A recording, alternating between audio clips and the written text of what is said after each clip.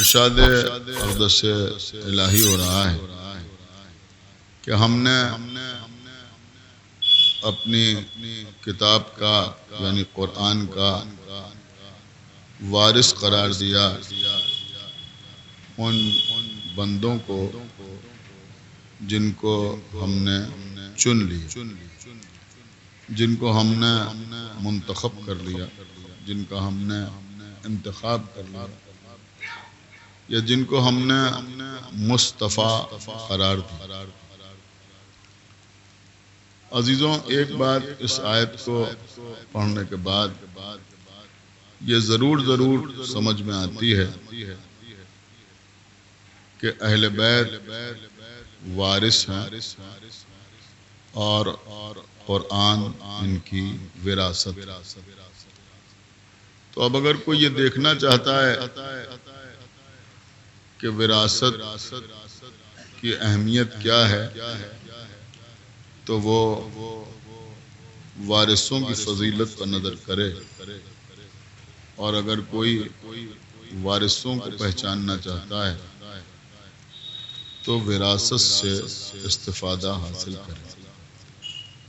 الحمدللہ ہم وہ ہیں کہ جنہوں نے قرآن کو سمجھنے کے لیے اہل بیت کے علاوہ کبھی کسی اور کو ذریعہ اور وسیلہ نہیں بنایا۔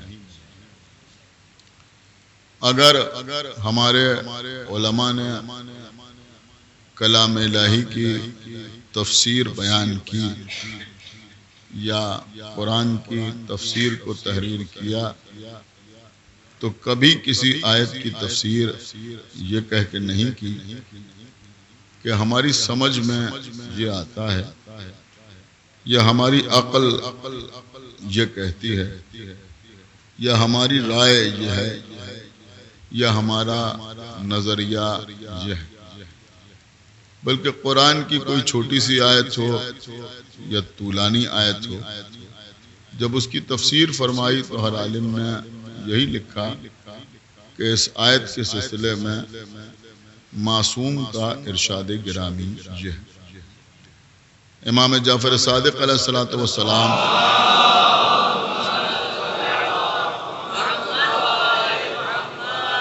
اس سورے کے بارے میں یہ بیان فرماتے ہیں۔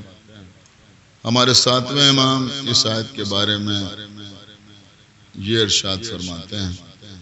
ہمارے 11ویں امام نے اس آیت کی تفسیر کے سلسلے میں یہ ارشاد فرمایا۔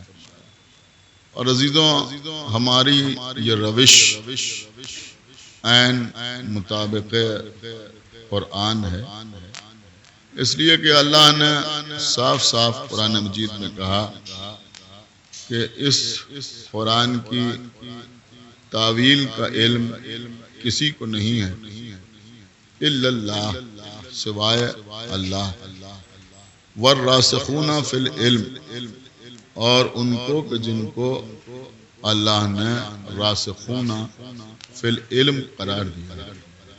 تو ہم ہمیشہ قرآن کو سمجھنے کے لیے آل محمد کی طرف رجوع کرتے ہیں۔ اسی لیے الحمدللہ ہمارے یہاں آیات قرآنی کے مفاہیم کے سلسلے میں اختلافات نہیں پائے جاتے۔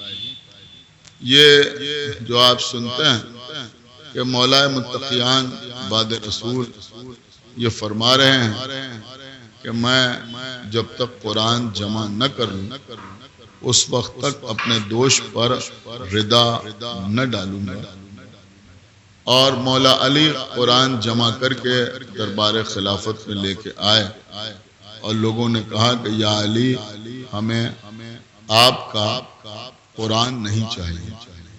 اب عزیزوں، سو کالڈ مصلحین کی خدمت میں ایک جملہ ضرور عرض کروں گا کہ بھیا جب علی کے ساتھ انہیں قرآن قبول نہیں ہے تو آپ کیا قبول ہوں؟ ایک صلوات محمد۔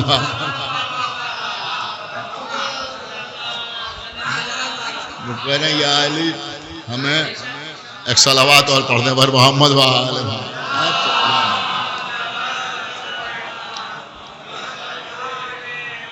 اب یہ جو مولا علی قرآن جمع کر کے لائے تھے، دیکھیں ہمارا عقیدہ اور نظریہ اور حقیقت یہی ہے کہ قرآن پیغمبر اسلام کی حیات طیبہ میں جمع ہو چکا تھا. غالباً اس کے اوپر پوری مجلس میں پڑھ چکا ہوں کہ قرآن پیغمبر کی حیات طیبہ میں جمع ہو چکا تھا. اس لیے کہ اگر یہ کہا جائے کہ پیغمبر دنیا سے چلے گئے اور قرآن کو جمع شدہ حالت پہ چھوڑ کے نہیں گئے تو اس سے بڑا پیغمبر پر کوئی الزام نہ ہو. اتنی زبردست کتاب کہ جس کے اوپر سارے دین کا دار و مدار ہے، اس کو پیغمبر بغیر جمع شدہ حالت میں بکھرا ہوا لوگوں کے درمیان چھوڑ کے چلے گئے. کسی کے پاس چند آیتیں تھیں جو چمڑے پر لکھی ہوئی تھیں، کسی کے پاس کچھ سورے تھے جو پیڑ کی چھال پر لکھے ہوئے تھے، کسی کو کہیں سے کاغذ میسر آ گیا تو اس کے اوپر تھوڑے سے سورے لکھے ہوئے تھے، سمجھ رہے ہیں آپ، اور کسی کے حافظے میں کچھ چیزیں تھیں، اور ام المومنین کے پاس قرآن مجید کی کچھ آیتیں تھیں کہ جو پتوں پر لکھی ہوئی. دیکھیں یہاں جتنے حضرات بیٹھے ہیں میں سمجھتا ہوں کہ کوئی میری بات سے اختلاف نہ کرے گا. الحمدللہ فرش عزا پر بیٹھنے والے حضرات ہیں، یہ سب کے سب ان ماؤں کے بیٹے ہیں جنہوں نے اپنے بچوں کو یہ سکھایا ہے کہ بیٹا اگر الماری میں قرآن رکھا ہوا ہو تو اس طرف پیر کر کے نہ لیٹے.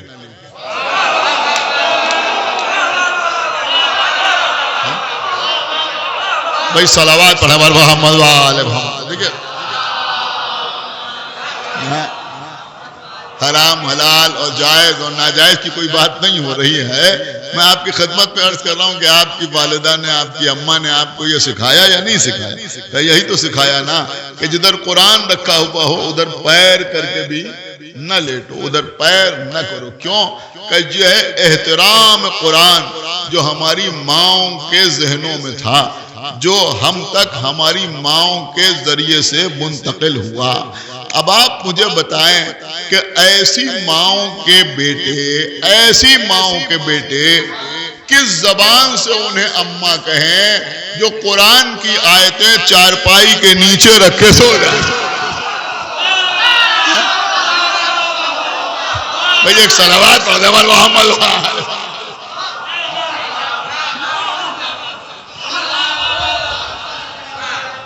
ایک صلوات اور پڑھتے پر محمد و آل محمد.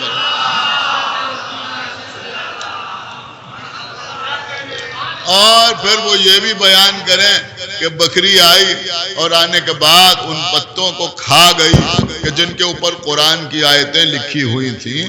وہ تو بھیا وہ زمانہ تھا. وہ زمانہ اگر آج کا زمانہ ہوتا تو عید الاضحیٰ کے موقع پر وہ بکری کروڑوں میں بکتی. ایک صلوات پر محمد.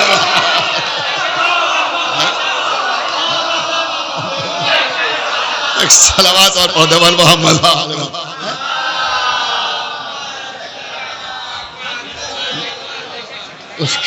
یہ فضیلت بیان ہوتی ہے نہیں ہوتی کہ بھائی اس کے شکم میں قرآن کی آیتیں چلی گئیں، اور وہ بھی ایسی آیتیں چلی گئیں جو اب کسی اور کے پاس موجود بھی نہیں ہے. اب آپ مجھے بتائیں، فقط آپ کو ہنسانے کے لیے نہیں بلکہ یہ ایک تاریخی واقعہ ہے جس سے آپ حضرات واقف ہیں میری طرح. اب آپ مجھے بتائیں کہ جن لوگوں کی لاپرواہی کا یہ انداز ہو، کیا پیغمبر حفاظت قرآن کی ذمہ داری ان کے کندھوں پر ڈال سکتے ہیں؟ ان کے سپرد کر سکتے ہیں؟ لہذا ضرورت اس بات کی تھی کہ اللہ قرآن مجید کا وارث ایسے لوگوں کو بنائے کہ جو سر کٹا دیں مگر قرآن پر کوئی آنچ نہ آئے. سنیے جو میں عرض کر رہا ہوں، نہیں میں بڑی قیمتی بات آپ کی خدمت میں عرض کر رہا ہوں کہ جو سر کٹا دیں مگر قرآن پر کوئی آنچ نہ آنے دیں اور نوک نیزہ سے تلاوت کر کے بتائیں کہ دیکھو قرآن کل بھی محفوظ تھا اور آج بھی محفوظ ہے اور قیامت تک یہ محفوظ رہے گا، اس لیے کہ اللہ نے اس کی حفاظت کی ذمہ داری لی ہے. دیکھیں عزیزوں، تو اب ایک بات سمجھ میں آئی کہ ایک ہے قرآن اور ایک ہے اہل بیت. الحمدللہ جب ہمیں قرآن سمجھنا ہوتا ہے تو ہم در اہل بیت پر سر جھکاتے ہیں، اور جب اہل بیت کے فضائل سننے کا جی چاہتا ہے یا پڑھنے کا جی چاہتا ہے تو ہم قرآن کا سہارا لیتے ہیں، قرآن کا سہارا لیتے ہیں۔ آپ نے کبھی اس بات پہ غور کیا؟ مختلف علماء، مختلف ذاکرین، مختلف خطبہ منبر پہ آتے ہیں، قرآن کی کسی آیت کی تلاوت کرتے ہیں، اس کا ترجمہ کرتے ہیں، بیان کو آگے بڑھاتے ہیں، اور پھر اسی بیان میں فضائل اہل بیت ہمارے سامنے آتے ہیں، فضائل اہل بیت ہمارے سامنے آتے ہیں۔ انشاءاللہ جملے کی قدر آپ ضرور کریں گے کہ اس سے ہمیں اس بات کا اندازہ ہوتا ہے کہ قرآن کی ہر آیت ایک ایسا راستہ ہے کہ جس کی منزل فضائل اہل بیت ہے۔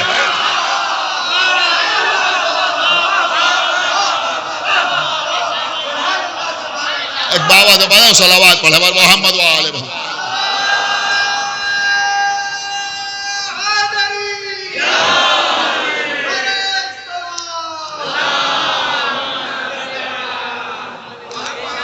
دیکھئے عزیزوں، یہاں آنے سے پہلے ہی ایک چیز کی فرمائش مجھ سے ہوئی تھی۔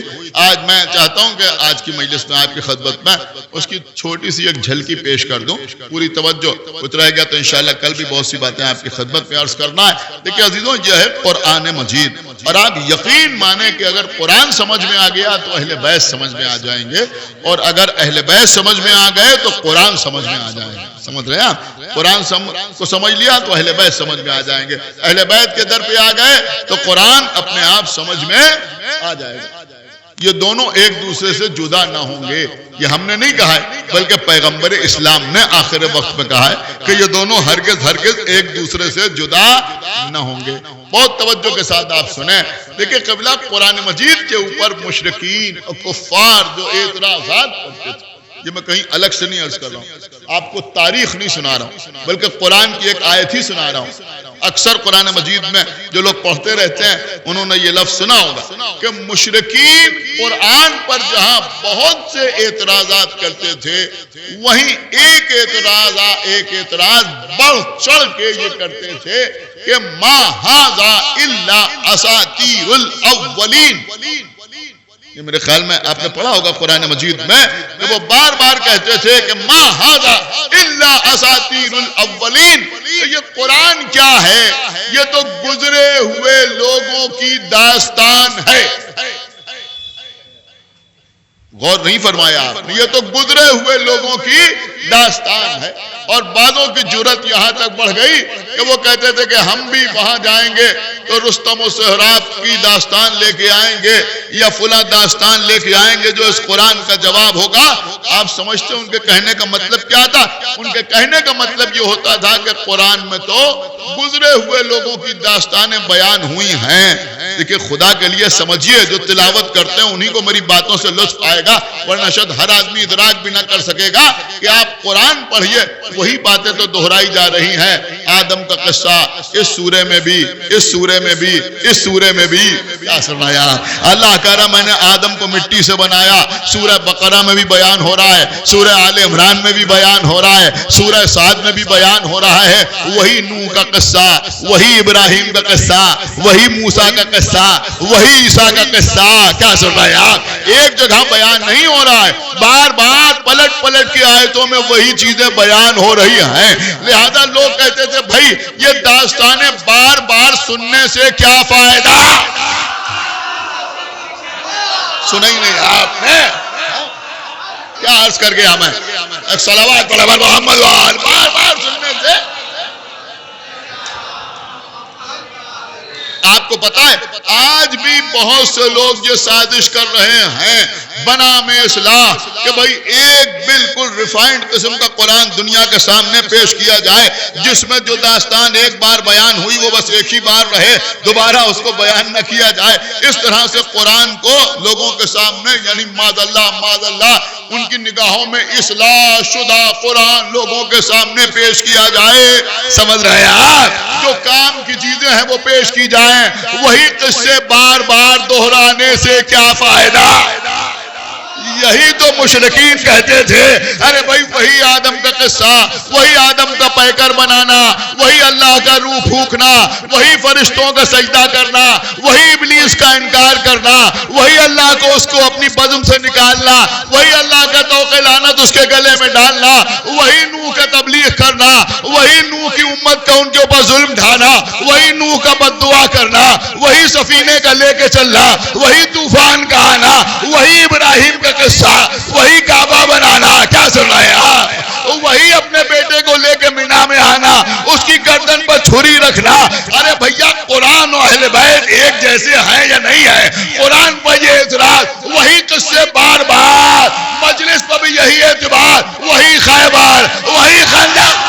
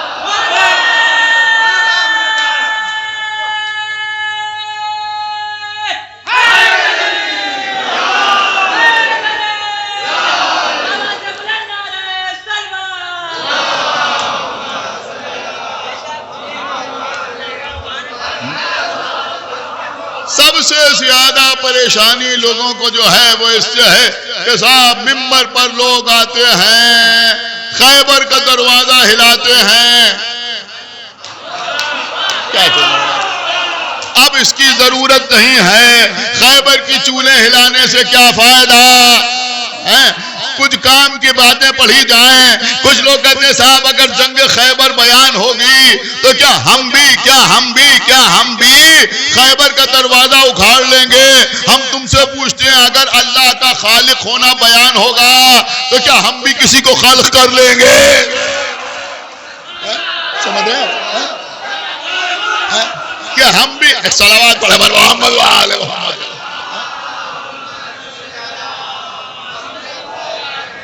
دیکھیں مجھے معلوم ہے اور اچھی طرح میں جانتا ہوں کہ یہاں بچے کو یاد ہے, لیکن میں کسی وجہ سے پڑھ رہا ہوں, اس لیے کہ لوگ بڑے پریشان ہونے کا صاحب ذکر خیبر کیوں ہوتا ہے ذکر خیبر؟ ہمیں تو حیرت قبلہ اس بات پہ ہوتی ہے کہ ہمارے علاوہ باقی مسلمان اپنے جلسوں میں ذکر خیبر کیوں نہیں کرتے؟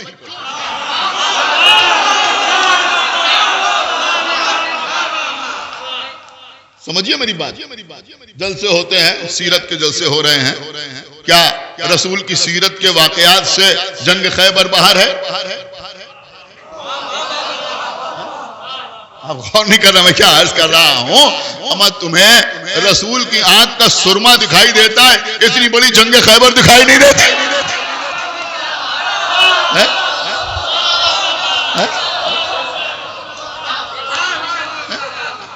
کیا یہ جنگ خیبر کوئی معمولی مسئلہ ہے؟ کیا اس جنگ خیبر کا تعلق صرف شیعوں سے ہے؟ آپ مجھے بتائیے, کیا اس کا تعلق صرف شیعوں سے ہے؟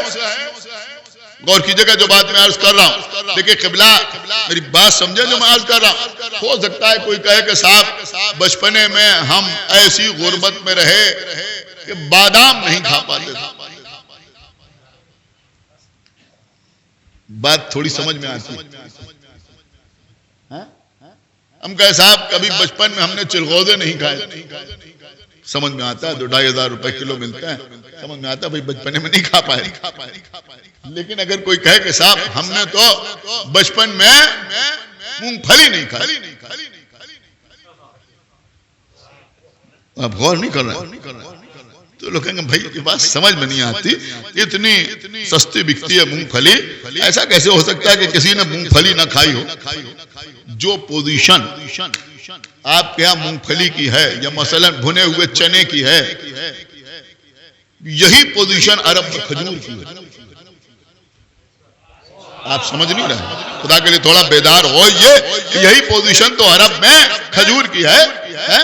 یہاں پر کھجور کی کچھ بھی قیمت ہو، کوئی کھلا رہا ہوں کہ صاحب یہ 500 روپے کلو ہے، یہ 1000 روپے کلو ہے، لیکن عرب میں تو بہت ارزاں ہے نا. اور اس زمانے میں تو بالکل مفت، سمجھ رہے ہیں، بہت کم قیمت میں کھجور ملتی تھی. لیکن سب سے سستی جو چیز ملتی تھی، سب سے سستی کھجور. سارے مسلمانوں کی اماں اور سب سے چہیتی اماں یہ کہتی ہے کہ فتح خیبر سے پہلے ہم نے پیٹ بھر کے کھجوریں نہیں کھائی.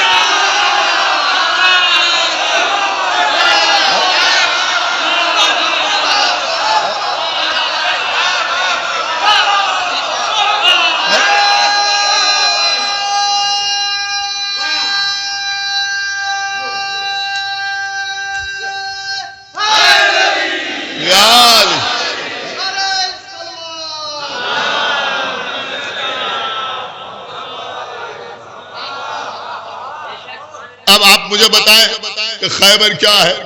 کوئی معمولی بات ہے خیبر؟ ہم تو سمجھتے ہیں سب کو بیان کرنا چاہیے، لیکن ہمارے علاوہ کوئی اور پڑھتے ہی نہیں خیبر. ٹھیک ہے بھیا، جنگ صفین نہیں پڑھتے، بات سمجھ میں آتی.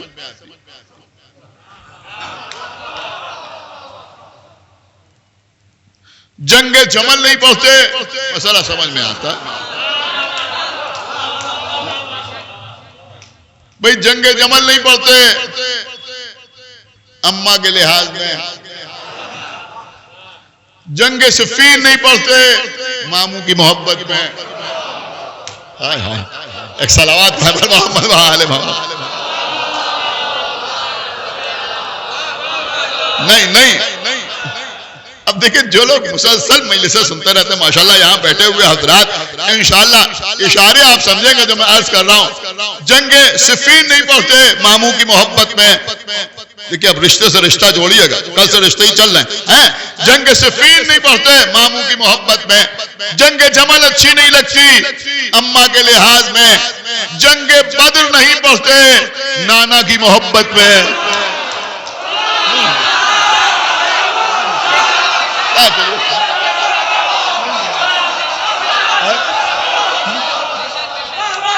کیا سن رہا یہ مجمع؟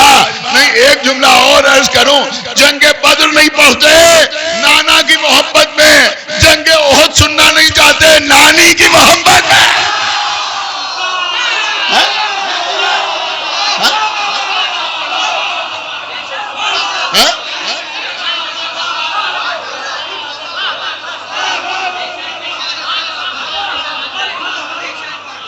ایک صلوات اور پڑھ بر محمد و آل محمد پر.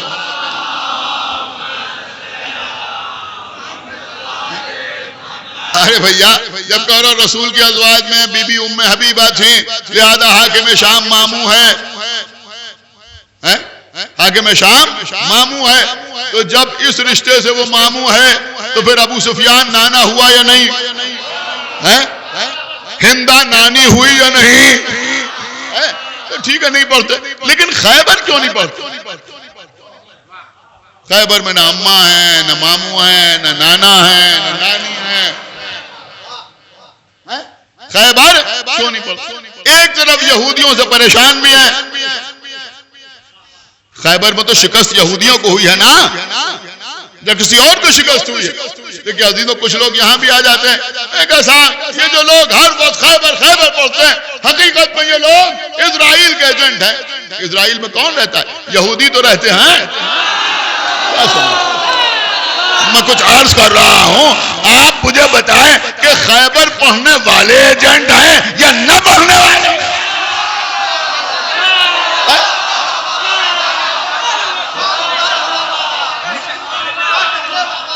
تو یہ ہمارے علاوہ سارے مسلمانوں کو خیبر سے پرہیز کیوں ہے؟ جب بھی بیان کرے گا کوئی نہ کوئی شیعہ عالم ہی بیان کرے گا، اس کے علاوہ کوئی اور بیان نہیں کرے گا. کہ جنگ خیبر ہو رہی، اللہ نے وعدہ کیا ہے رسول سے کہ ہم آپ کو فتح عطا کریں گے. رسول نے امت سے وعدہ کر لیا تمہیں کامیابی ملے گی. 39 دن ہو گئے لیکن کامیابی نہ ملی. کیوں کامیابی نہ ملی؟ کیوں نہ ملی؟ آپ کے مطلب کی بات عرض کر رہا ہوں. 40ویں دن کامیابی ملی، 39 دن تک کامیابی نہ ملی. کیوں نہیں ملی؟ 39 دن تک لا الہ الا اللہ بھی تھا.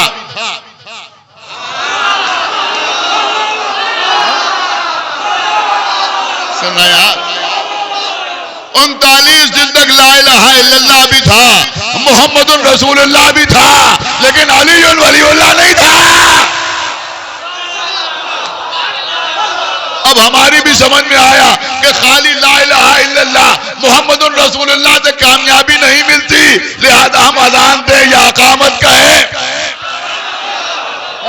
ہم جانتے ہیں بھائی نماز قبول ہوگی تو اسی وقت قبول ہوگی کہ جب لا الہ الا اللہ بھی ہو، محمد رسول اللہ بھی ہو اور علی۔ ہماری اذان سن لو، ہماری اقامت سن لو، ہمارا کلمہ سن لو۔ تو خیبر کا میدان 39 دن تک لوگ جاتے رہے، آتے رہے، جاتے رہے، آتے رہے۔ دیکھیں آج مجھے عرض کچھ اور کرنا ہے، لیکن تمہید کے طور پہ آپ کی خدمت میں عرض کر رہا ہوں۔ آخر میں وہ دن بھی آیا کہ جب نبی نے کہا کہ کل میں اعلم اسے دوں کہ جو کرار ہوگا، جو مرد ہوگا، جو کرار ہوگا، جو غیر فرار ہوگا، جو جرار ہوگا۔ ارے بھیا گا گا کہ کسی کو جرار کہنا اور ہے۔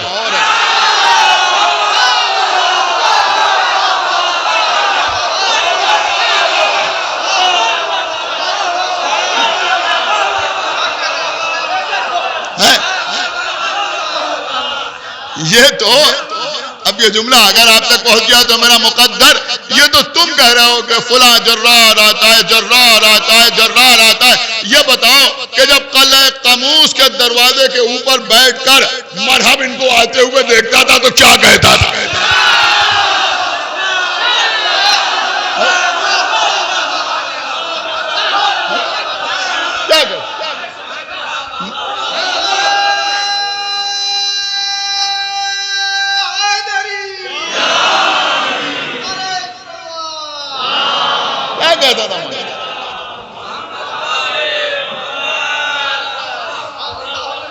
اس کو علم دوں گا جس سے اللہ اور رسول کو محبت ہوگی، جو اللہ اور رسول سے محبت کرتا ہوگا۔ 40ویں دن نبی نے علم علی کے حوالے کیا۔ امام نسائی جنہوں نے خصائص امیر المومنین نام کی کتاب تحریر کی، انہوں نے اپنی کتاب میں لکھا، اب اس کا جو مطلب دل چاہے آپ نکالیے اور جو سمجھ کے جی چاہے وہ داد دیجئے، میں اپنی طرف سے کچھ نہ کہوں گا۔ امام نسائی نے لکھا کہ رسول اللہ کے سامنے سارے اصحاب موجود تھے، مولا علی بھی تشریف فرما تھے، رسول نے سب کو دیکھا، کبھی ان کو دیکھا، ان کو دیکھا، ان کو دیکھا، جو پیچھے تھے وہ آگے آ رہے تھے، جو آگے تھے وہ پیچھے جا رہے تھے، جن کا قد کم تھا وہ پنجوں کے بل کھڑے ہو کے اپنے کو رسول کو دکھانے کی کوشش کر رہے تھے۔ رسول نے سب کو دیکھا اور اس کے بعد کہا یا علی، علی قریب آئے، اور جب علی قریب آئے تو رسول اللہ نے علی کو علم دینے سے پہلے علم کو 3 مرتبہ جنبش دی۔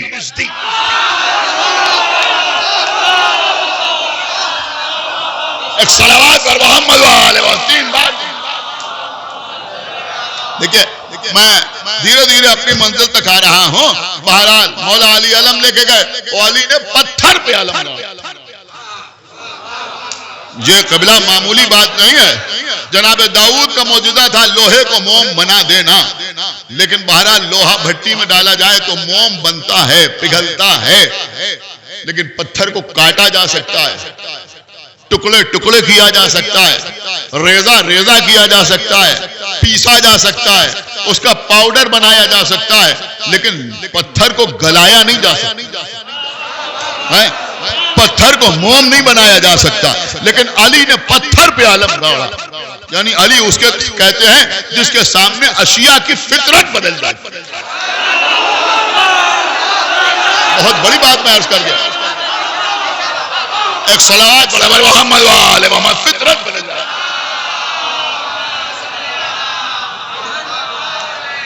پتھر پہ علی نے علم نصب کیا، اور اس کے بعد وہ وقت بھی آیا کہ جب علی نے للکارا مرحب باہر آیا۔ میرے مولا نے فرموس نے کہا کہ سارا خیبر جانتا ہے، علاقہ جانتا ہے کہ میرا نام مرحب ہے۔ میرے مولا نے فرمایا میری ماں نے میرا نام حیدر رکھا ہے۔ وہ واپس ہوا اس لیے کہ یاد آیا کہ اس کی ماں نے کہا تھا کہ دیکھو سب سے لڑنا مگر جس کا نام حیدر ہو اس سے نہ لڑنا۔ راستے میں ابلیس ملا،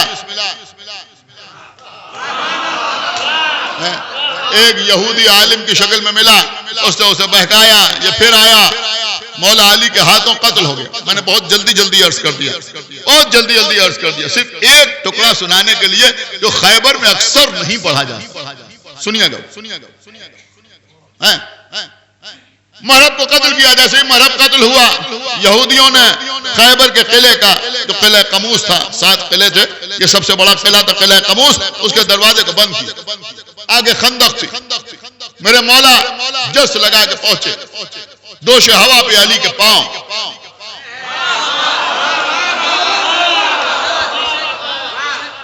میرے مولا نے خیبر میں 2 انگلیاں داخل کی. سنیے, میں یوں ہی نہیں پڑھ رہا ہوں, کسی وجہ سے پڑھ رہا. علی نے 1-2 جھٹکے دیے خیبر کے. خیبر کا دروازہ علی کی انگلیوں پہ آیا. یہاں بیٹھا ہوا ہر شخص میری بات کو غور سے سنے. دیکھیں, آپ کے ہاتھ میں ایک پتھر دیا جائے, 1 کلو 1.5 کلو کا پتھر دیا جائے, آپ سے کہا جائے پھینکیے سامنے. آپ نے پھینکا. ہر آدمی اپنی طاقت کے مطابق پھینکے گا. اس طرح کے گیمز بھی ہوتے ہیں, اس طرح کے چیزیں ہوتی ہیں جس میں لوگ لوہے کا گولا پھینکتے ہیں, یا سمجھ رہے ہیں. تو آپ کے ہاتھ میں دے دیا, آپ سے کہا جائے پھینکیے. آپ نے پھینکا. میں کہا, آپ دیکھیں کتنی دور پھینکا. میں کہا 25 فٹ پھینک دیا. انہوں نے 30 فٹ پھینک دیا, انہوں نے 40 فٹ پھینک دیا. اپنی حیثیت کے مطابق, اپنی طاقت کے مطابق آپ نے پھینک دیا. لیکن مجھے ایک بات بتائیے, آپ غور سے سن کے, بہت توجہ کے ساتھ آپ بتائیں, ایک پتھر اگر آپ سامنے پھینک رہے ہیں, آپ نے 20 فٹ پھینکا, اگر آپ سے کہا جائے پیچھے پھینکیے, کتنے فٹ جائے گا؟ دیکھیں بھائی, بالکل سامنے کی چیز ہے, یعنی اگر آپ سامنے پھینک رہے ہیں تو بہت دور چلا جائے گا جہاں تک آپ کی طاقت. لیکن اگر آپ سے کہا جائے پیچھے پھینکیے, تو اگر سامنے آپ پھینکیں گے اور وہ 20 فٹ گیا, تو پیچھے میرے خیال میں 4-5 فٹ سے زیادہ نہ جائے. اس لیے کہ پیچھے جب آپ کسی چیز کو پھینکتے ہیں تو اس پہ وہ قوت و طاقت نہیں رہتی. قسم خدا کی عزیزوں, یہ عزیز خدا جانے لوگ کیوں نہیں پڑھتے کہ علی نے باب خیبر اکھاڑا, اور اکھاڑنے کے بعد پسے پشت پھینکا.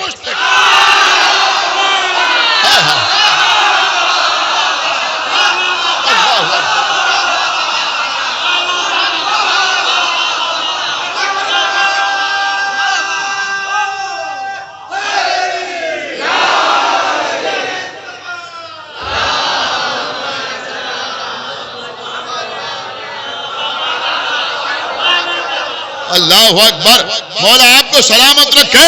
علی نے اسے سامنے نہیں پھینکا, مڑ کے نہیں پھینکا.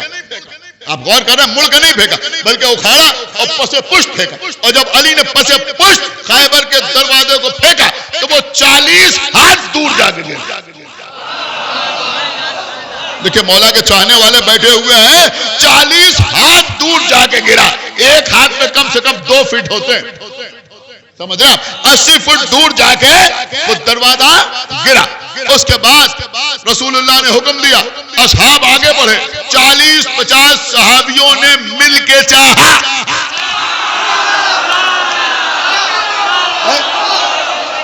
40-50 صحابیوں نے مل کے چاہا, لیکن اس دروازے کو جنبش بھی نہ دے پائے.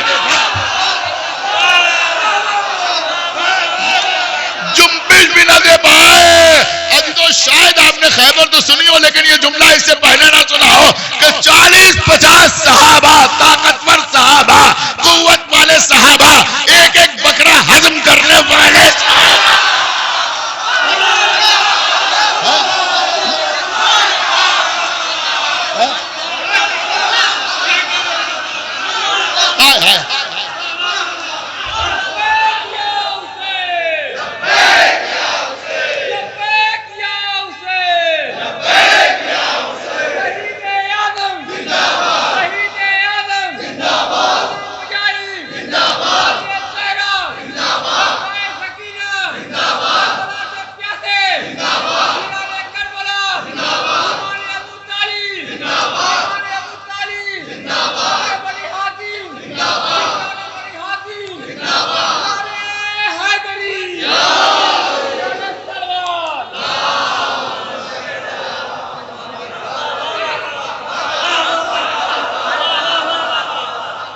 دیکھیں, ہم تمام مسالک کے, سنیے گا, ہم تمام مسالک کے افراد کو یہ چیلنج کرتے ہیں, یہ چیلنج کرتے ہیں کہ تم اپنے کسی جلسے میں ہماری طرح خیبر پڑھ کے نہ دکھاؤ, کسی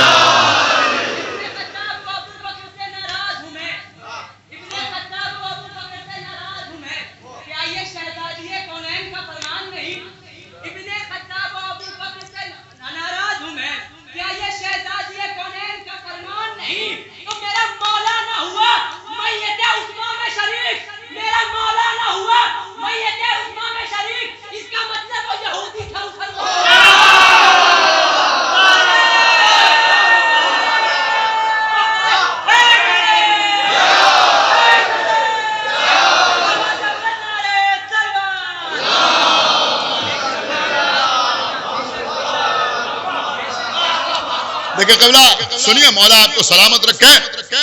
لیکن جو لوگ قرآن مجید کے لیے کہتے ہیں نا اساطیر الاولین، ہم خیبر سنا رہے ہیں، کتنی بار سنی ہوگی، لیکن لطف وہی ہے. کسی ایک آدمی کے ذہن میں آ رہا ہے ہمیں یہ تو سنا ہوا ہے، کیوں سنیں؟ ہر آدمی خوش ہو رہا ہے. اب جملہ سنیے، شاید یہ جملہ آپ نے، شاید، میں کوئی بہت بڑا دعویٰ نہیں کرتا، شاید یہ جملہ اس سے پہلے آپ نے نہ سنا ہو کہ 40-50 صحابہ نے مل کے چاہا لیکن اس باب خیبر کو ہلا نہ سکے جسے میرے مولا نے 2 انگلیوں سے 80 فٹ پیچھے پھینک دیا تھا. تو اب دنیا کی سمجھ میں آ جائے کہ جب صحابہ کا اجماع علی کی 2 انگلیوں کی برابری نہیں.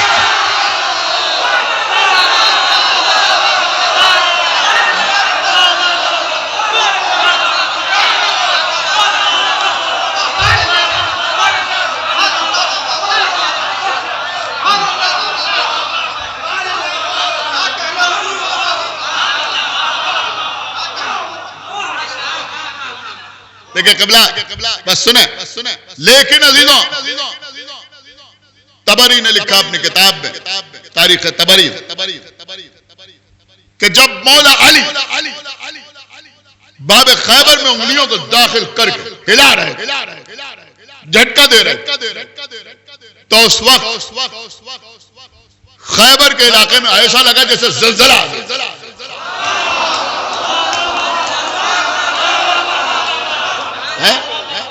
ایسا لگا جیسے زلزلہ آ گیا. دیکھیے سورج کو انگلی کے ایک اشارے سے واپس بلانے والا اسے باب خیبر کو جھٹکے دینے کی ضرورت نہیں. لیکن یہاں بھی ایک مسئلہ ہے، سنیں یہ مجمع، یہاں بھی ایک مسئلہ ہے. اب وہ مصلحت کیا تھی؟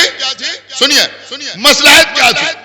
کہ مصلحت یہ تھی کہ جب مولا علی نے باب خیبر کو ہلایا تو قلعہ قموس میں زلزلہ آیا اور حی ابن اخطب جو یہودیوں کا سردار تھا، اس کی بیٹی جس کا نام صفیہ تھا، صفیہ بنت حی ابن اخطب، وہ ایک تخت پر کسی ملکہ کی طرح بیٹھی ہوئی تھی. جب علی نے خیبر کو ہلایا اور زلزلہ آیا تو وہ تخت سے گری. نہیں ابھی اس مجمع کو لطف نہیں آیا. وہ تخت سے گری. ذرا کبھی کسی کتاب میں ازواج رسول کی تعداد دیکھیے، ان کے نام دیکھیے. ازواج رسول میں امہات المومنین میں ایک نام صفیہ بنت حی ابن اخطب کا بھی ہے. اس سے بھی رسول اللہ نے عقد فرمایا. کیا چل رہا ہے؟ جو یہودیوں کے سردار کی بیٹی تھی بعد میں مسلمان ہوئی، اس سے رسول نے عقد فرمایا. یہ امہات المومنین میں شامل ہوئی. کیا چل رہا ہے؟ امہات المومنین میں شامل ہوئی. جب علی نے خیبر کو جھٹکے دیے تو یہ بھی تخت سے نیچے گری. کیا سنایا؟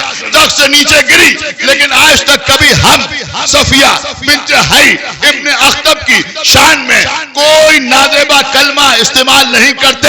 اس کی عزت کرتے ہیں، اس کا احترام کرتے ہیں. حالانکہ علی کے باب خیبر ہلانے سے تخت سے گری، لیکن فرق یہ ہے کہ یہ گری تو مگر رسول کے عہد میں آنے سے پہلے.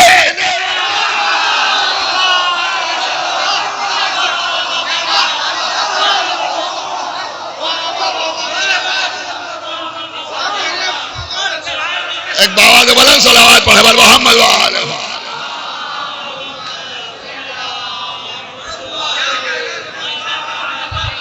ایک صلوات اور پڑھے بر محمد و آلہ محمد.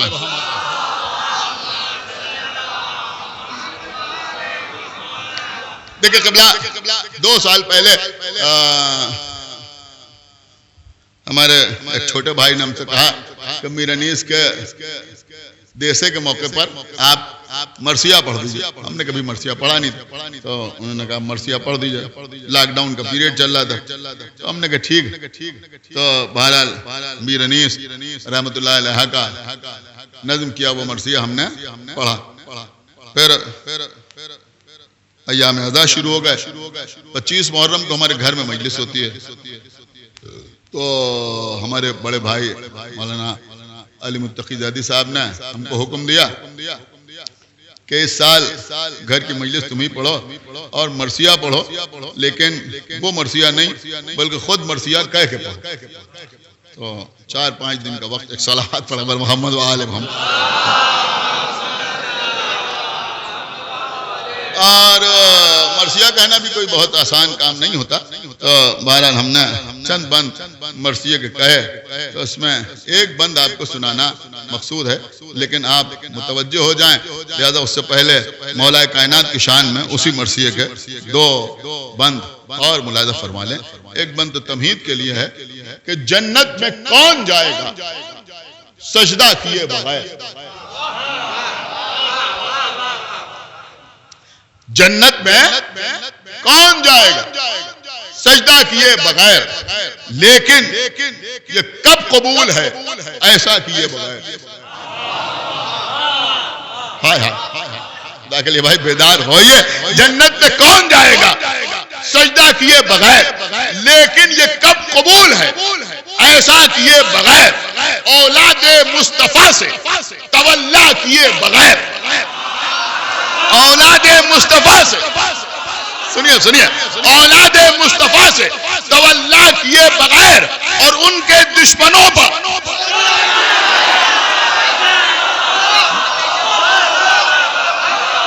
سنے اولاد مصطفیٰ سے تولا کیے بغیر اور ان کے دشمنوں پر تبرہ کیے بغیر، اور یاسین کے، دیکھیں یاسین سمجھ رہے ہیں پڑھے لکھے لوگ بیٹھے، یاسین کے حروف کی لعنت لعین پر، یہ پر یزید کی تو سقیفہ کے سین پر۔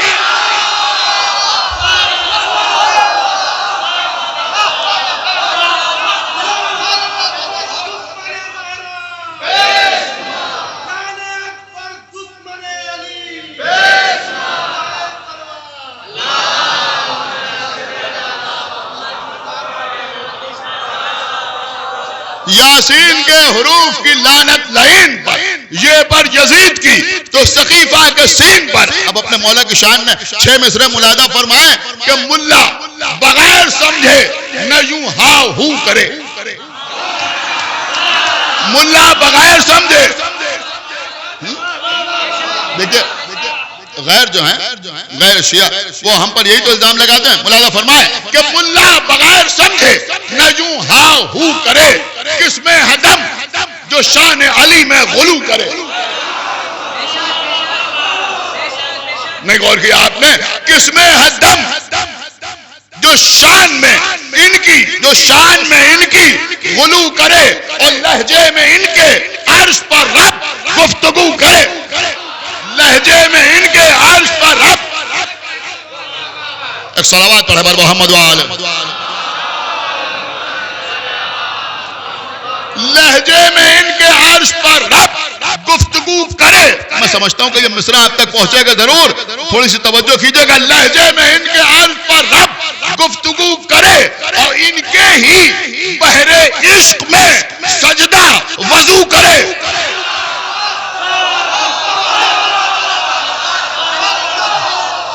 ان کے ہی بحر عشق میں سجدہ وضو کرے، اور جس کو سمجھ سکا نہ کوئی یہ وہ راز ہے، اور مومن کے واسطے تو علی ہی نماز۔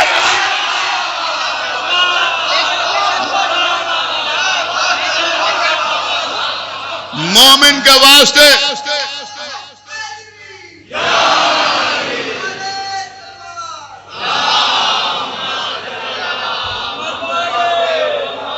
مومن کے واسطے تو علی ہی نماز ہے۔ اب اپنے مولا کی رجس مولا امام حسین علیہ السلام جب کربلا کے میدان میں جنگ کر رہے ہیں تو میں نے رجس نظم کرنے کی کوشش کی، اس کا صرف ایک بند آپ کے حوالے کر رہا ہوں اور بس بات تمام۔ اور چونکہ جہاں پہ چھوڑا تھا خیبر کا تذکرہ، وہیں سے آگے بڑھ کے اور اس کے بعد چند باتیں کربلا کے سلسلے میں عرض کر کے مجلس کو تمام کر دوں۔ پوری توجہ کے ساتھ آپ سماعت فرمائیں کہ آقا حسین دشمنوں کو مخاطب کر کے کہتے ہیں کہ خیبر کی کارزار کو بھولے ہوئے ہو تم۔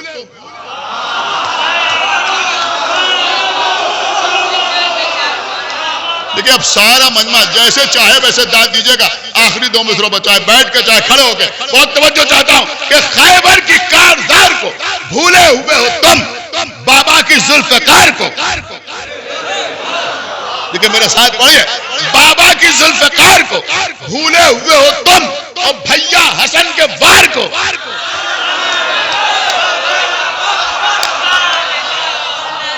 چوتھا مصرع آپ کے حوالے ہے، بھیا حسن کے وار کو بھولے ہوئے ہو تم، اور جنگ جمل کی ہار کو۔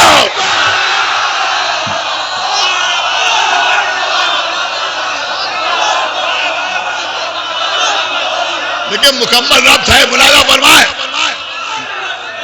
ایک صلوات پڑھے محمد وآل محمد۔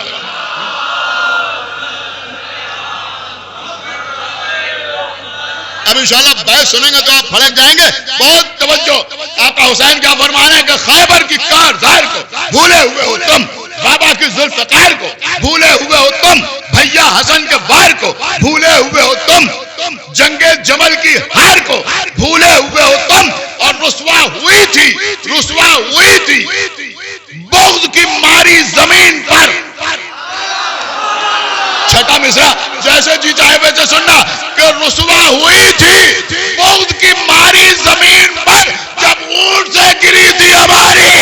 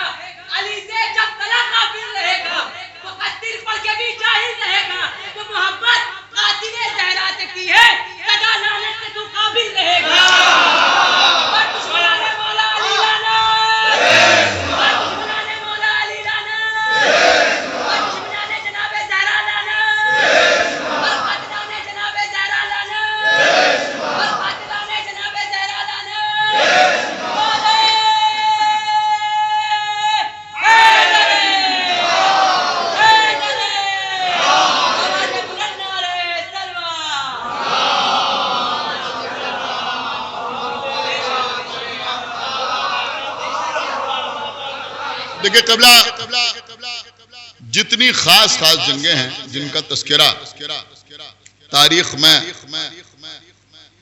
بڑے زور و شور سے ہوا ہے، ان تمام جنگوں میں کوئی نہ کوئی ایک خاص نام ضرور ہے جو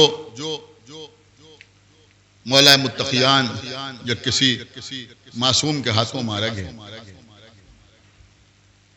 بدر میں ابو جہل، بڑا نام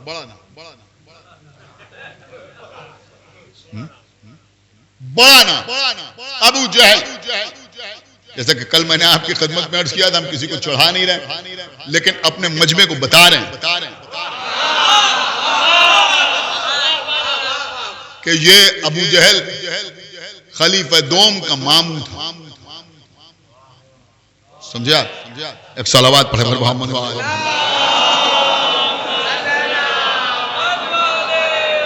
اور اللہ کے رسول نے یہ بھی ارشاد فرمایا ہے کہ جب شادی کرو تو سوچ سمجھ کے شادی کرو، خاندان دیکھ کے شادی کرو، قبیلے کو پرکھ کے شادی کرو۔ یہ بالکل الگ موضوع ہے، آپ حضرات اس سے واقف ہیں۔ قبیلے کو پرکھ کے شادی کرو، اس لیے کہ پیغمبر نے فرمایا کہ یہ نہ دیکھو، یہ نہ سوچو کہ تم اپنے لیے زوجہ کا انتخاب کر رہے ہو، بلکہ یہ سوچو کہ تم اپنے بچوں کے لیے ماں ڈھونڈ کے لا رہے ہو۔ یہ میں سمجھتا ہوں کہ نوجوانوں کے لیے پیغام ہے۔ اور اب یہ جملہ آپ کے لیے، اور پیغمبر نے فرمایا کہ بچے پر ننھیال کا اثر ہوتا ہے، ننھیال کا بھی اثر ہوتا ہے، اور پھر پیغمبر نے فرمایا کہ بچے میں ماموں کے صفات بھی آتے ہیں۔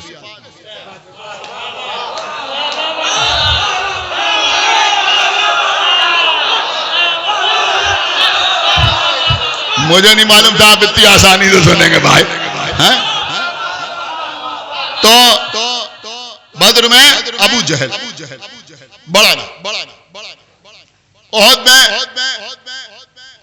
طلحہ ابن ابی طلحہ جو احد کے میدان میں آیا، جس کو مولا کائنات نے قتل کیا. غالباً کبھی پڑھ چکا ہوں میں اس کے سلسلے میں آپ کے سامنے. خندق کے میدان میں عمرو ابن عبد ود، جس کے مقابلے پر مولا علی گئے تو رسول اللہ نے فرمایا کہ آج کل ایمان کل کفر کے مقابلے پر جا رہا. خیبر میں یوں تو حارث بھی کم نہیں تھا، وہ انتر بھی بہت بڑا بہادر تھا، لیکن سب سے بڑا پہلوان مرحب جو مولا علی کے ہاتھوں قتل ہوا. ہر جگہ کوئی نہ کوئی آپ کو ملے گا. جنگ حنین جس میں پیغمبر کے ساتھ سب سے بڑا لشکر تھا،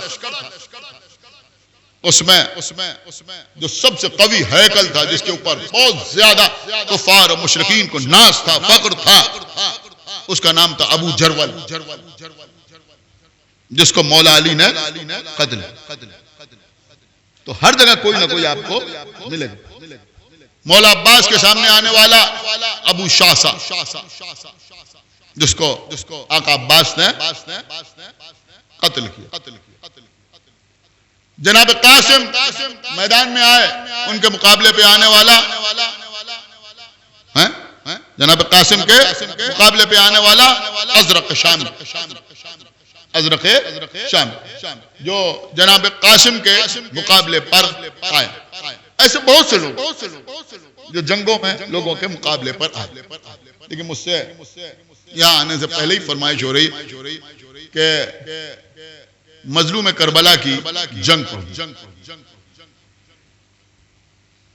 اس وقت میں مکمل جنگ تو آپ کی خدمت میں نہیں عرض کر سکتا، لیکن میں ایک بات ضرور آپ کی خدمت میں عرض کروں گا کہ حجت تمام کرنے کے بعد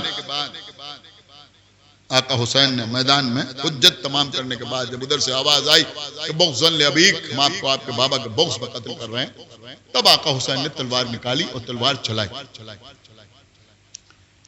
لیکن جو امام حسین نے جنگ کی وہ کوئی بہت مختصر سی جنگ نہیں، چھوٹی سی جنگ نہیں. سارے علماء جانتے ہیں، سارے خطبہ جانتے ہیں، ایسا نہیں کہ میں ہی پڑھ رہا ہوں، سب کی نظر سے گزری. لیکن عام طور پر پڑھا اس لیے نہیں جاتا کہ جب امام حسین کی رخصت بیان ہوتی ہے اور اس کے بعد جنگ تک آتے ہیں تو لوگ رونے لگتے ہیں، لوگ گریہ کرنے لگتے ہیں، آنسو بہنے لگتے ہیں، مصائب کا ماحول بن جاتا ہے. اس لیے آقا حسین کی جنگ کم پڑھی جاتی.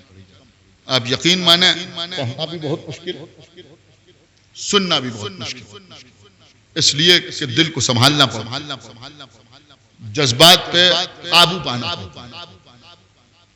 کیونکہ یہ جنگ امام حسین اس وقت لڑی کہ جب 6 مہینے کے بچے کی قبر بنا کے آئے، 3 دن کی بھوک، 3 دن کی پیاس، ساری دنیا کے شجاعت مآبوں کی جنگ ایک طرف اور آقا حسین کی شمشیر زنی ایک طرف. اس لیے کہ یہاں صرف جسم پر زخم نہیں ہے، روح پر زخم، دل زخم، کلیجے کے ٹکڑوں کی لاشیں اٹھائیں، بھوک ہے، پیاس ہے، خیمے میں چھوٹے چھوٹے بچے العطش کی آوازیں بلند کر رہے ہیں. آقا حسین میدان میں آئے. سنیں گے آپ؟ ایک صلوات پڑھ دے بر محمد وآلہ.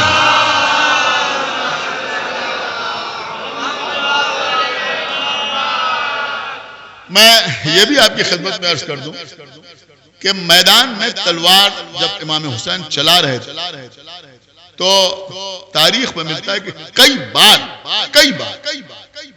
یعنی 7 بار تک تاریخ میں ملتا ہے کہ آقا حسین میدان سے پلٹ کے خیمے میں.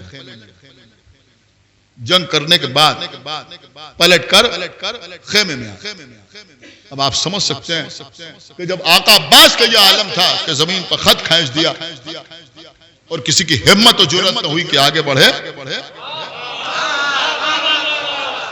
تو آقا حسین بھی تلوار چلانے کے بعد اکثر واپس آتے تھے۔ کبھی زینب سے مل کے واپس گئے، کبھی بی بی ام کلثوم سے مل کے واپس گئے، کبھی بی بی سکینہ کے رخساروں پر پیار کر کے واپس گئے۔ 7 بار تک کی روایتیں ہیں کہ آقا حسین میدان سے پلٹ کے خیمے میں نے پہلے ہی آپ کی خدمت میں عرض کیا کہ سب جانتے ہیں، لیکن پڑھا صرف اس لیے نہیں جاتا، ہم بھی اسی لیے نہیں پڑھتے کہ لوگ گریے پر آمادہ ہو جاتے ہیں، اور ہو جانا چاہیے، یہ ہماری فطرت۔ لیکن آپ نے فرمائش کی ہے، آپ سننا چاہتے ہیں تو سنیں۔ میرے آقا جب حجت تمام کر چکے تو فرمایا کہ اچھا پھر عرب کے دستور کے مطابق ایک شخص میرے سامنے آئے اور آکے جنگ کرے۔ عمر سعد ملعون نے کہا بہتر ہے فرزند رسول، ہمیں آپ کی یہ شرط منظور، آپ کی یہ شرط ہمیں منظور۔ ایک شخص آقا حسین کے سامنے آتا گیا، میرے مولا کی تلوار چلتی تھی، اس کا سر تن سے جدا ہوتا، ایک قتل ہوا، دوسرا قتل ہوا، تیسرا قتل ہوا۔ جیسے جیسے لوگ قتل ہوتے گئے ویسے ویسے آنے میں لوگوں کی دیر ہوتی گئی۔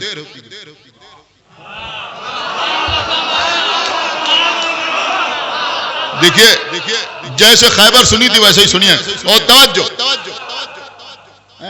ویسے ویسے لوگوں کے آنے میں تاخیر ہوتی، یہاں تک کہ جب حسین ایک کو قتل کر دیتے تو دوسرے کو آنے میں اتنی دیر ہوتی کہ 3 دن کے بھوکے پیاسے حسین نیزے کو زمین میں نصب کرتے تھے، گھوڑے پر بیٹھے بیٹھے اس نیزے کو اوپر پیشانی ٹکاتے تھے اور کچھ دیر آرام فرماتے تھے۔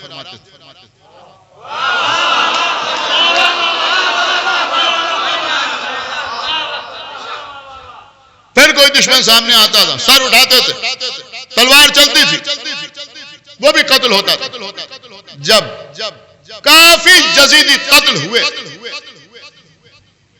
تو عزیزوں شام کے لشکر میں بالکل ویسے ہی جیسے خندق میں عمرو ابن عبد ود تھا، جیسے خیبر میں مرہب تھا، جیسے حنین میں ابو جرول تھا، جیسے احد میں طلحہ ابن ابی طلحہ تھا، جیسے بدر میں ابو جہل تھا، بالکل اسی طرح لشکر شام میں ایک نہایت قوی ہیکل پہلوان تھا جس کا نام تھا تمیم ابن قحطہ شامی، جس کو عام طور پہ لوگ تمیم شامی کہتے ہیں۔ ابھی تک یہ اپنے خیمے سے نہیں نکلا تھا۔ عمر سعد کو، شمر کو اس پر بڑا بھروسہ تھا کہ جب یہ میدان میں جائے گا تو کامیابی حاصل کرے گا۔ ابھی تک ازرق شامی قتل ہو گیا، دیگر پہلوان قتل ہو گئے، ابو شاسا مارا گیا مولا عباس کے ہاتھوں، لیکن یہ شخص اپنے خیمے میں رہا، اس کی خاطر مدارات ہوتی رہی۔ اب جب اتنے لوگ قتل ہو گئے اور اس کو کسی نے بتایا کہ حسین میدان میں آئے ہیں، اتنے لوگوں کو قتل کر چکے ہیں، تو یہ آرام کر رہا تھا، اٹھا آنکھیں ملی اور اس کا کہنے لگا اب حسین آ گئے میدان میں؟ کہاں اب حسین آ گئے۔ اس نے کہا اچھا تو میں جاتا ہوں حسین کے مقابلے۔ یہ باہر نکلا، جب باہر نکلا تو لوہے میں ڈوبا ہوا تیار ہو کر نکلا۔ سمجھ رہے ہیں؟ اپنی قوت و طاقت پر غرور تو تھا،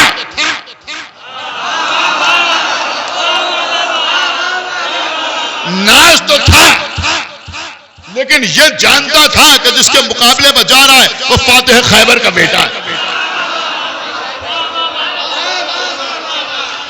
لہذا تیاری کے ساتھ نکلا، لوہے میں ڈوبا ہوا، لوگوں سے پانی مانگا، سیراب ہوا، پہلے وہ پانی وانی پیا، پھر نکلا، خود سر پہ رکھا اور اپنے خود کے اوپر ایک بہت بھاری پتھر باندھا۔ آپ کو معلوم ہے پتھر کیوں باندھا؟ دیکھیے اس وقت جو جنگیں ہوتی تھی اس میں ہر قبیلے کے لیے کوئی نہ کوئی ایک ایسا وار ہوتا تھا جو اس قبیلے کی پہچان ہے.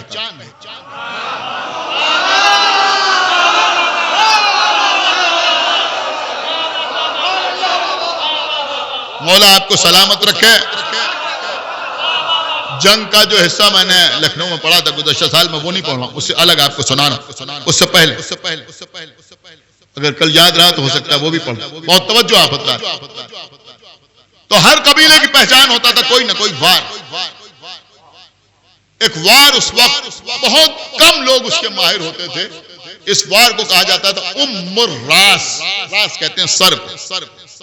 ام الراس یعنی ایسا وار کہ جس کا مرکز مد مقابل کا سر ہوتا. وہ وار سیدھا سر پہ پڑتا. عرب میں گنے چنے لوگ تھے جو یہ وار کرنا جانتے تھے. یہ تمیم شامی بھی اس وار میں ماہر تھا. لیکن یہ بات عرب میں مشہور تھی کہ بنی ہاشم کا بچہ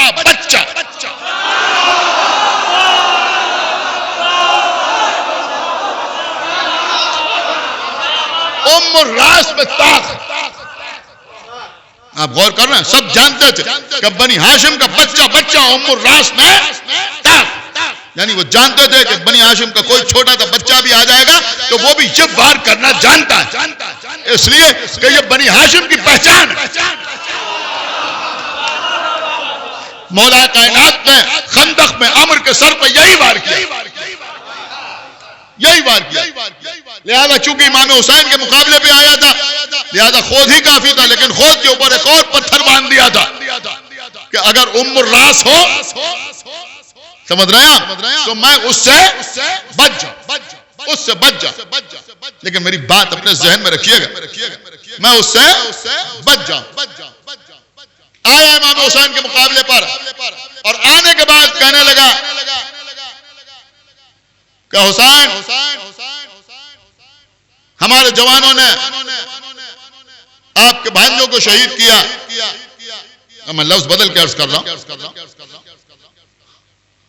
آپ کے بھتیجوں کو قتل کیا, آپ کے بھانجوں کو مارا, آپ کے بھائی کے بازو قلم کیے, آپ کے بیٹے کے سینے میں برچھی کی ہنی توڑی. ابھی تک میں میدان میں نہیں آیا تھا. یہ کہتا حسین, ایک جوان کی حیثیت سے, بہادر کی حیثیت سے میں آپ کی شجاعت کی داد دیتا ہوں.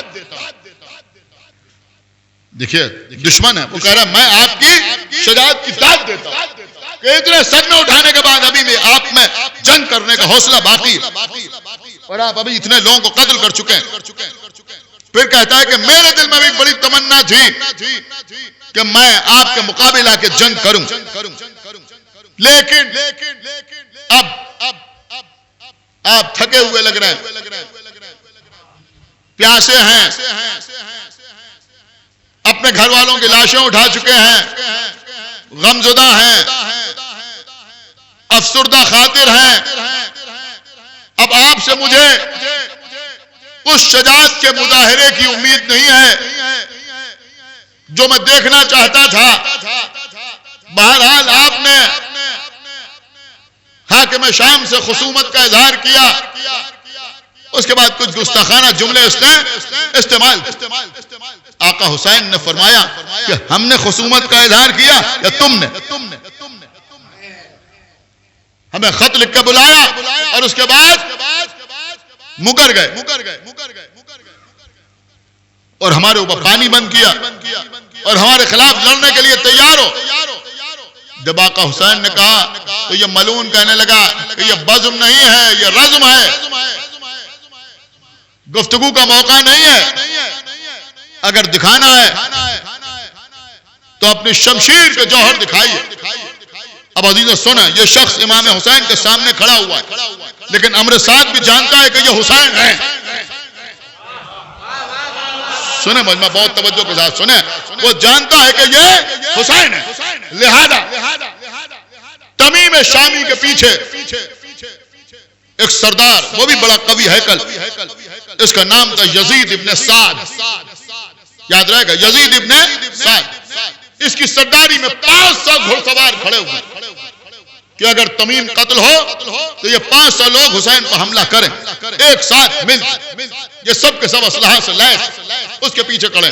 تمیم آگے کھڑا ہوا ہے، جیسے ہی اس ملعون نے آقا حسین سے یہ کہا، جیسے اس نے کہا آقا حسین سے کہ یہ بزم نہیں ہے، رزم ہے، تلوار کے جوہر دکھائیے، پیچھے جو 500 لوگ کھڑے تھے انہوں نے قہقہے لگانا شروع کیا، معاذ اللہ معاذ اللہ، آقا حسین کی گفتگو کا مذاق اڑانا شروع کیا۔ امام حسین نے اس کو اشارہ کیا، ٹھیک ہے وار کر۔ اس نے اپنے گھوڑے کو آگے بڑھایا، آقا حسین پر وار کرنا شروع کیا۔ میرے مولا نے اپنی تلوار پر اس کی تلوار کو روکا۔ عزیزو تاریخ میں عجیب جملہ لکھا ہے کہ ابھی قہقہے تھمے بھی نہیں تھے۔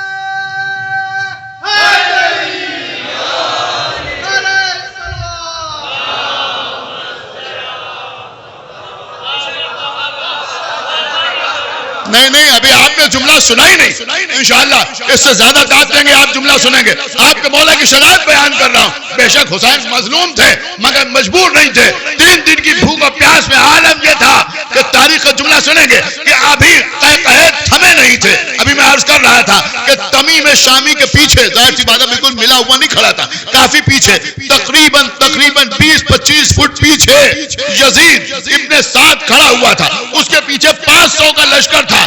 ابھی قہقہے تھمے نہیں تھے کہ یزید ابن سعد کے گھوڑے کے پیروں میں شمیم دامی کا سر آگے۔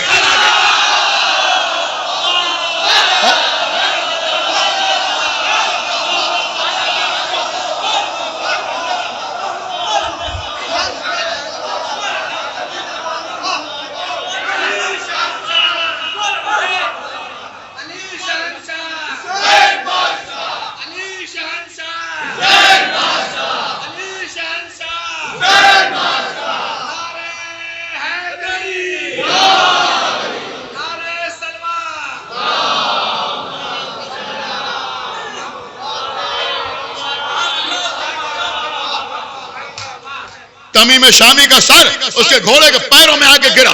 بس عزیزو سر کا ادھر آنا تھا کہ وہ 500 سوار جو اس کے پیچھے کھڑے ہوئے تھے بے تحاشا بھاگے۔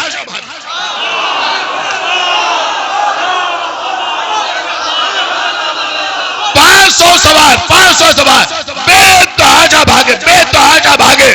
یہ یزید ابن سعد پکار کے کہہ رہا تھا، ارے کہاں بھاگ رہے ہو؟ ایک شخص سے ڈر کے اس طرح بے تحاشا بھاگ رہے ہو۔ بھاگنے والے پلٹ کے کہہ رہے تھے کہ اگر تو نہیں بھاگنا چاہتا تو ایک بار حسین کے مقابلے میں جا کے دیکھ لے۔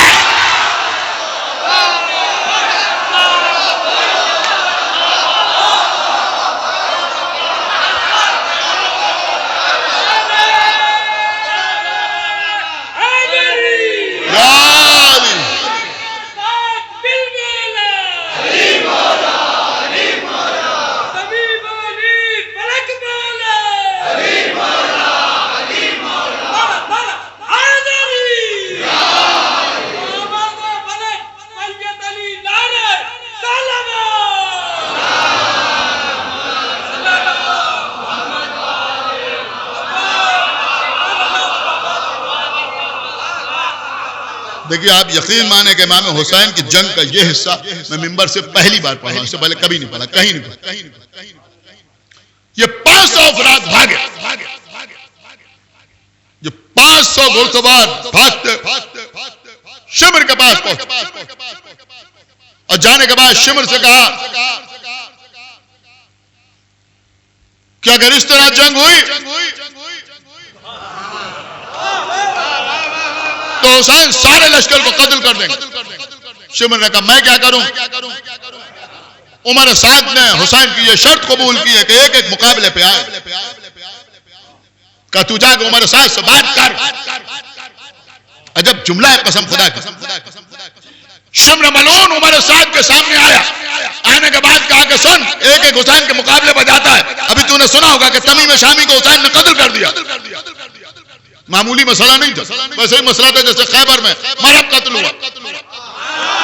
کہا تمیم شامی قتل ہو گیا، اب یا تو عہد شکنی کر۔ سن رہے ہیں آپ؟ شمر کہہ رہا ہے عمر سعد یا تو عہد شکنی کر کہ لشکر کو حکم دے کہ ایک ساتھ مل کے حسین پہ حملہ کریں، اور اگر عہد شکنی نہیں کرتا اور تو یہ چاہتا ہے ایک ایک حسین کے مقابلے پر جائے تو اب پہلے تو جا۔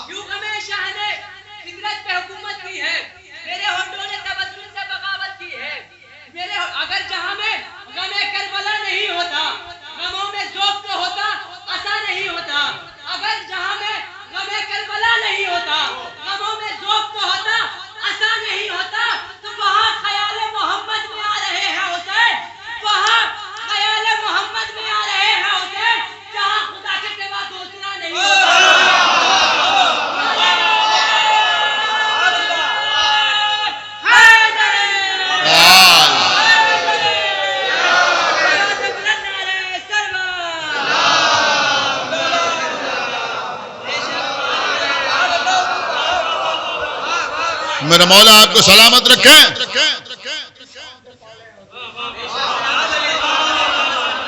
شم کہتا تو جا۔ عمر سعد نے کہا کہ میں کیسے جاؤں؟ ہاں میں اپنے عہد کو توڑتا ہوں۔ اس نے کہا 30,000 کے لشکر کو، 30,000 لشکر تو بہت، کہا 30,000 کے لشکر کو حکم دیتا ہوں کہ سب مل کے حسین پہ حملہ کریں۔ اب 30,000 کے لشکر نے آقا حسین پہ حملہ کیا۔ فاتح خندق و خیبر نے تلوار نکالی۔ اب تلوار چل رہی، آزاد جسم انسانی ہوا میں پرواز کر رہے تھے۔ جدھر سے حسین نکل جاتے تھے ادھر پشتوں کے کشتے لگ جاتے، خون برس رہا تھا۔ آقا حسین کی تلوار چل رہی۔ سنیے اسی موقع پر خیمے میں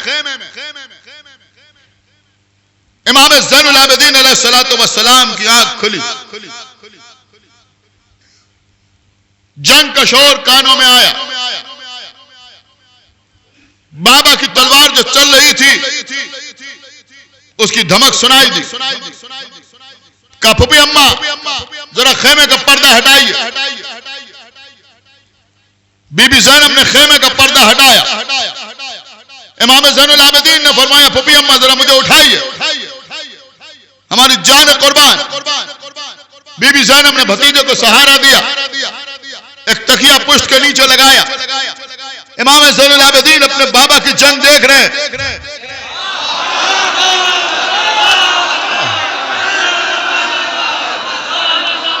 سنیے شاید ان بچوں نے اس سے پہلے نہ سنا ہو۔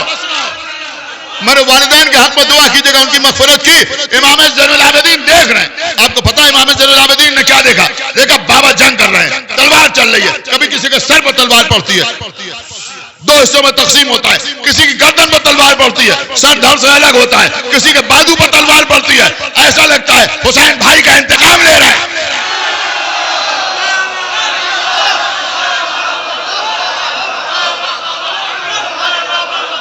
کسی کی کمر پر تلوار پڑی، وہ دو حصوں میں تقسیم ہوا۔ کبھی حسین کسی لعین کے سر کے بالوں کو پکڑتے ہیں، اچھالتے ہیں، نیچے گرتا ہے، تلوار لگاتے ہیں، وہ دو حصوں میں تقسیم ہوتا ہے۔ اسی میں امام زین العابدین علیہ السلام نے یہ بھی دیکھا ایک شخص امام حسین کی تلوار کے بالکل سامنے آیا حسین چاہتے تو اسے قتل کر دیتے لیکن حسین نے اسے ایک تھپڑ مارا اسے ایک تماچا مارا سنیے دیکھیں لیلۃ الحریر کی جنگ آپ کو یاد ہے نا مولا علی اور جناب مالک اشتر کا مکالمہ بھی آپ کے ذہن میں ہوگا جہاں مالک اشتر نے کہا تھا اگر ایک اور قتل کرتا تو یہ علی آپ کے برابر ہو جاتا تو مولا علی نے جو کہا تھا وہ بھی آپ کے ذہنوں میں ہوگا نا کہ میری تلوار 70 نسلیں دیکھ کے چلتی ہے امام زین العابدین کہتے ہیں میں نے دیکھا میرے بابا نے اسے تھپڑ مارا کہا ہٹ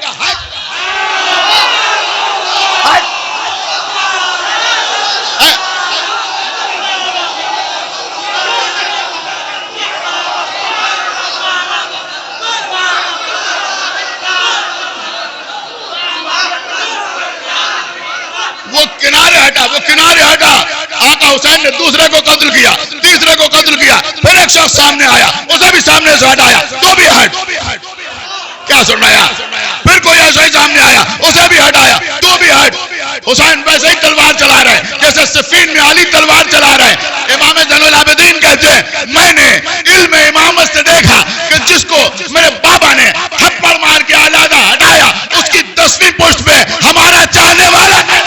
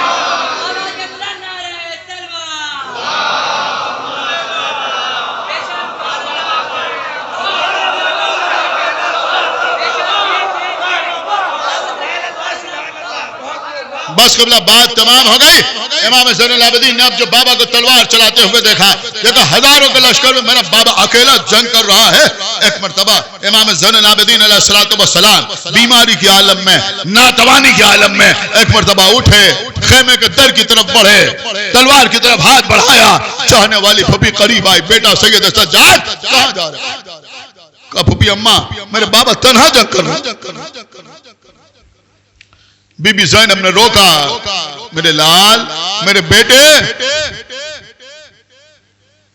تمہیں کربلا کے بعد زندہ رہنا تمہارے ہی ذریعے سے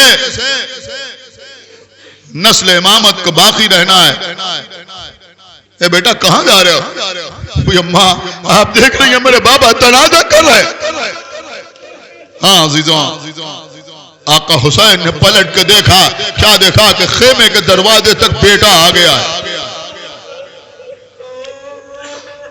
جنگ کو وہیں پہ چھوڑ کے حسین واپس آئے کس میں ہمت تھی کہ جو حسین کے پیچھے پیچھے آتا واپس آئے آ کے بیٹے کو سینے سے لگایا میرے لال میں تو تم سے پہلے ہی رخصت ہو کے جا چکا ہوں میں تم سے کہہ چکا ہوں میرے لال تمہارے سپورٹ یہ ذمہ داری ہے کہ تم جب قید شام سے چھوٹ کے مدینے جانا ہمارے شیعوں کو ہمارا سلام کہہ دیں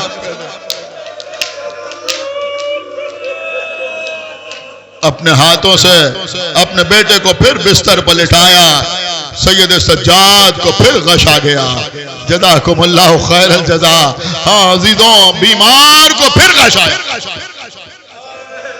اب دوبارہ غش فاقہ اس وقت ہوا جب زینب شانہ ہلا رہی تھیں اے بیٹا سید سجاد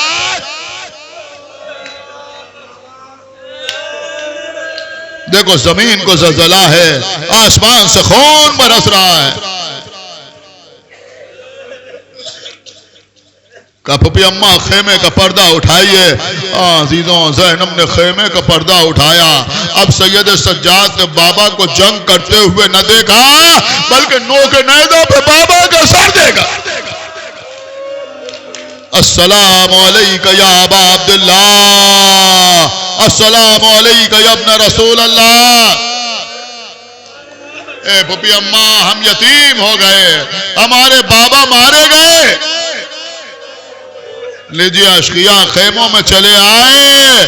کوئی زینب کے سر سے رضا چھین رہا ہے، کوئی بیمار کے نیچے سے بستر کھینچ رہا ہے، کوئی سکینہ کے تماچے لگا رہا ہے. جزاک اللہ، مولا سلامت رکھے آپ کو. عزیزوں قیامت کا منظر بعد قتل شاہ آدھا کا بڑھا یہ حوصلہ، گھر جلا کر خاک کر ڈالا رسول اللہ. ایک خیمہ جلتا تھا، بیبیاں دوسرے خیمے میں اشقیاء آگ لگاتے تھے، بیبیاں تیسرے خیمے میں. ایک مرتبہ جناب زینب سب بیبیوں کو لے کر سید سجاد کے خیمے میں پہنچی. اے بیٹا خیمے جل رہے ہیں، تم امام وقت ہو، ہمیں بتاؤ کہ ہم یہیں رہیں، جل کے مر جائیں یا باہر نکلیں. کہا پھپھی اماں جان کا بچانا واجب ہے. بیبیاں خیمے سے باہر آئیں.